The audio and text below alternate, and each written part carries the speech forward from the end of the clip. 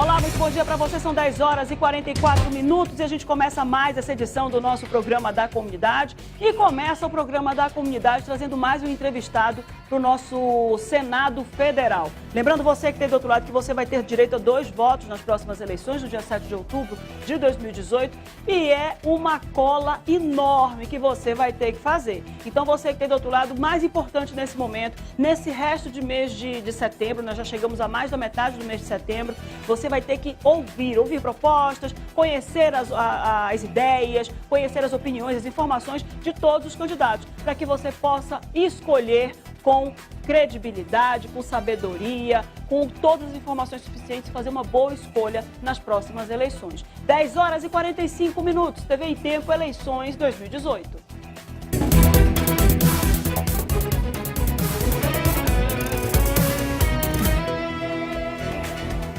E a gente está recebendo hoje aqui nos nossos estúdios o candidato Luiz Fernando do PSOL. O candidato tem 52 anos, é doutor em Sociologia pela Unicamp e professor do Departamento de Ciências Sociais da UFAM. E nesse momento a gente vai começar a conversar com ele. Você que está do outro lado vai poder acompanhar mais um momento de democracia, um momento de informações, um momento em que a gente discute ideias, propostas e consegue formar opinião acerca dos candidatos ao Senado Federal. Um ótimo dia para o senhor. Tudo bem, candidato? Bom dia, Márcia. Quero cumprimentar você, os seus telespectadores e particularmente as mulheres da hashtag Ele Não, que hoje são mais de 2 milhões de mulheres nessa hashtag. Olha, aqui mais uma vez a gente vai relembrar aqui para todos vocês que estão em casa e avisar ao candidato que aqui do lado esquerdo tem um monitor e nesse monitor vai estar o cronômetro ligado em 15 minutos. Então vou esperar que ligue aqui o cronômetro dos 15 minutos, ao mesmo tempo que na tela superior, no cantinho superior do seu televisor, você também vai ver o tempo de 15 minutos. Nesses 15 minutos a gente vai conversar com as propostas apresentadas pelos candidatos, como a gente tem feito durante todo esse tempo. Então, todo mundo que chega aqui, que ouve aqui as entrevistas e acompanha as entrevistas dos nossos candidatos ao Senado Federal, vem acompanhando as propostas, as ideias oferecidas por ele. Então, eles mandam, a assessoria manda para a gente as ideias, a gente apresenta aqui, conversa e dialoga, né? Até porque eu também tenho algumas dúvidas, algumas propostas suas eu vou questionar com relação às minhas dúvidas enquanto cidadã e enquanto eleitora, e a gente vai trazer. Depois que aparecer aqui a tela, que eu estou esperando ainda a tela aqui dos 15 minutos, ok, está aqui. Depois desses 15 minutos, o senhor terá mais 1 minuto para fazer suas considerações finais. Ok, candidato? Então, vamos lá. O cronômetro na tela já está rodando. O senhor se manifestou sobre ser contrário à reforma trabalhista e sobre também a questão da reforma previdenciária. Por que o senhor está se posicionando com relação à reforma previdenciária e qual é a sua opinião sobre a reforma trabalhista? Vamos começar pela reforma trabalhista, porque ela é irmã gêmea da Emenda Constitucional 95, que limita o teto dos gastos. E esse limite de teto dos gastos atinge fundamentalmente as políticas sociais, que são tão centrais para o desenvolvimento desse país. E a reforma trabalhista, que vem na esteira dessa emenda constitucional, ela desmonta uma estrutura de mundo do trabalho que nós tínhamos. E agora o trabalho é terceirizado, parcelar, intermitente, precarizado, de baixos salários e muito pouca garantia de direitos trabalhistas. E sem isso, o que já era ruim ficou pior ainda, porque a geração de renda tem agora um grande obstáculo e, mais ainda, a distribuição de renda se torna quase uma impossibilidade nas condições de hoje. Por isso, a luta pela revogação de leis como essa.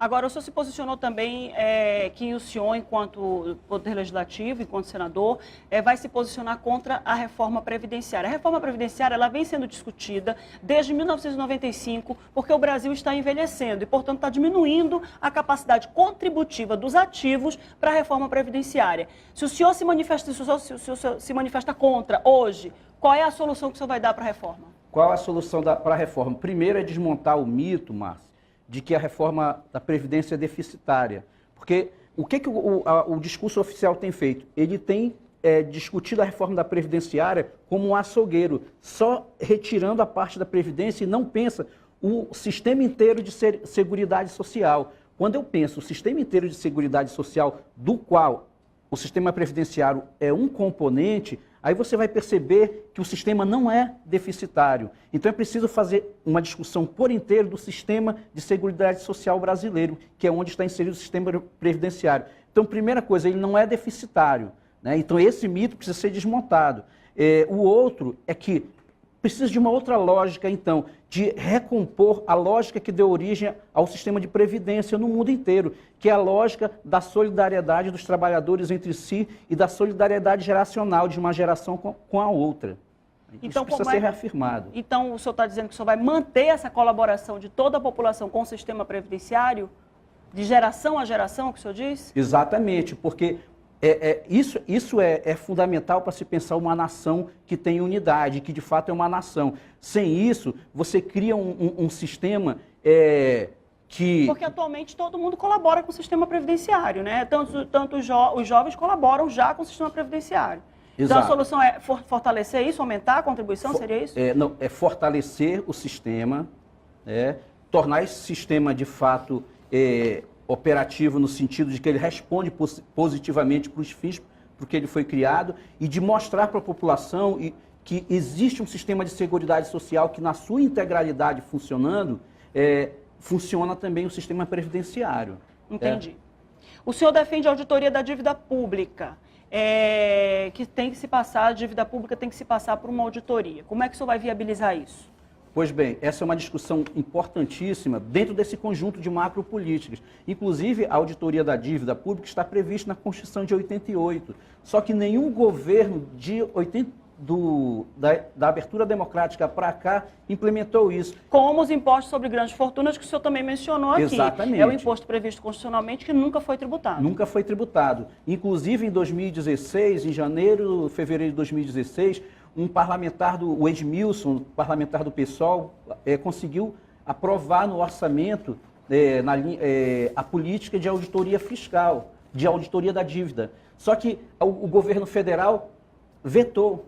Né? Então existe uma grande falta de vontade com a auditoria da dívida. E essa é uma bandeira do PSOL, essa é uma bandeira da minha atuação no parlamento como senador, de lutar pela auditoria da dívida, lutar pela tributação das grandes fortunas, o imposto progressivo. Isso é importantíssimo. Se os 1% mais ricos do Brasil fossem, de fato, taxados nas suas fortunas, nós teríamos, por ano, uma arrecadação de mais de 100 bilhões de reais. Isso é muito mais do que desmontar o sistema de reforma previdenciária. E o imposto de renda continuaria da mesma forma, progressivamente, mas ele seria aliado com o imposto sobre grandes fortunas. Aliado ao imposto sobre grandes fortunas e diminuindo a carga tributária sobre classe média e sobre os trabalhadores. Então teria uma alteração nesse imposto de renda com relação à classe média. A classe média é que paga grande parte dessa fatia do imposto de renda. Aqui, quando o senhor fala sobre a emenda constitucional, a reforma trabalhista, fala também sobre a questão da Previdência e tudo isso, o senhor começa a mencionar o modelo Zona Franca de Manaus e começa a pensar uma reestruturação da Zona Franca. O senhor entende, na sua proposta, que o modelo Zona Franca ele não está mais sendo viável, ele precisa de uma reformulação, é isso? Na sua origem, ele já tem um problema de origem, o modelo Zona Franca, que ele é um modelo econômico que é pensado espacialmente, de que você instala um polo e que ele vai irradiar para toda a geografia da região o desenvolvimento. Esse já é um problema de origem, né, que precisa ser enfrentado. O segundo é que ele efetivamente não gerou a distribuição de renda, né? Ao mesmo tempo que bate recordes de arrecadação, de produção industrial, olha a cidade que nós temos. Olha o estado que nós temos, né? Desassistido. Então, o modelo em si já tem problemas, mas sem esse modelo, isso vira um vazio, um caos, né, econômico profundo. Então, ele precisa ser repensado, e repensado no sentido de se antenar com as transformações técnico-científicas do século XXI, com um novo tipo de mundo do trabalho que essas novas tecnologias exigem, e que ele seja capaz de implementar o desenvolvimento da cidade de Manaus, da Amazônia, do Amazonas. Com a preservação ambiental, que é o grande objetivo da Zona Franca. Agora, quando o senhor fala disso, que o senhor vê a cidade como está, a cidade não está assim por causa das políticas públicas de administração? O senhor considera que a cidade está assim porque a Zona Franca não está desenvolvendo a evolução como desenvolvendo progresso na cidade, como deveria ser, mas será que não é um problema também de políticas administrativas? Os dois, eu diria, Márcia. Existem estudos importantíssimos sobre a Zona Franca. Começando lá pelos anos 80, tem um texto que virou um clássico do desenvolvimento econômico na Amazônia, do professor Renan Freitas Pinto, chamado Como se Produzem Zonas Francas. Depois tem vários outros estudos assim, todos eles vão apontando essa falta de sintonia entre um parque que produz um modelo de desenvolvimento que bate recordes, né, de produtividade, de arrecadação, etc., mas que não se espraia para o resto da sociedade de forma a distribuir renda, né? De forma a garantir políticas sociais mais efetivas. Isso é um dado, mas, por outro lado, também você tem razão. É preciso um Estado que seja implementador de políticas sociais efetivas, que se preocupe efetivamente com isso. Ontem eu estive numa localidade chamada Nossa Vitória, que tem mais de 4.000 famílias numa ocupação de terra. Eles não têm água, energia elétrica, posto de saúde, eles não têm absolutamente nada. As casas são pequenas palafitas feitas de pallet, etc. Essa é a cidade que nós temos mais de 4.000 famílias, ou seja, uma população de mais de 20.000 pessoas, isso em apenas um lugar. E nós sabemos que existem centenas de bolsões desses na cidade de Manaus.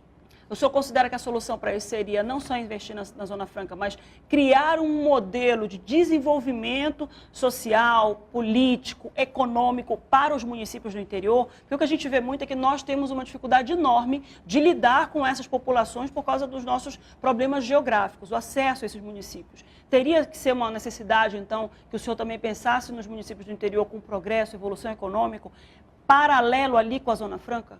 Exatamente. E nesse sentido, Márcia, um elemento importantíssimo é a recomposição no Amazonas do seu sistema de ciência, tecnologia e inovação, que foi desmontado no governo de José Melo. Por quê? Porque ali as principais inteligências da região do estado do Amazonas desenvolveram pesquisas que são fundamentais para a gente pensar o desenvolvimento do interior e da capital que nós precisamos para o século XXI. Por exemplo, com o aproveitamento da sua biodiversidade. Né? Então, sem considerarmos o lugar estratégico da ciência, tecnologia e inovação, o lugar estratégico que as universidades públicas devem ter na nossa região, no nosso estado, fatalmente nós não vamos conseguir propor políticas de fato distributivas de renda, de geração de emprego. Então é necessário um parlamento, um senador, e essa é a minha proposta como senador, é lutar para a revitalização do sistema de ciência e tecnologia do estado do Amazonas e para tornar as universidades públicas lugares estratégicos de desenvolvimento, de pesquisa e pensando o desenvolvimento da sociedade local. O Centro de Biotecnologia, é inevitável que nós mencionemos o Centro de Biotecnologia, afinal de contas ele foi inaugurado já tem muitos anos, quase 2 décadas, né? Foi em 2000, Exato. 2002 mais ou menos, e até hoje ele não rende a proposta que o levou à inauguração.